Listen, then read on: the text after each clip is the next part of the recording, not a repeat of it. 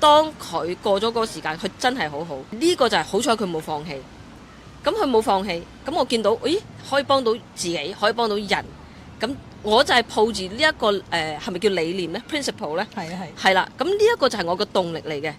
我嘅動力就係我可以幫到人，就算呢一個幾困難，大家都可以睇啊。嗱，我唔識睇 menu 啊，但係我識睇呢啲中文字。好密密麻麻，有時嗰啲我哋都唔識睇嘅，有啲字啊。我識睇呢啲字，我唔識睇 menu，但係我識睇呢啲字。咁呢個就係我抱住嗰個心態，就係話我可以幫到人。而因為你幫到一個人，佢有家人噶嘛，咁變咗你唔係叫做幫到一個人，你係幫到佢嘅家人同佢。咁有一啲有小朋友嘅，範圍度幫埋佢哋添。咁所以變咗呢個就係我抱住呢個理念，所以我就會容易啲，更加 keep 住去學咯。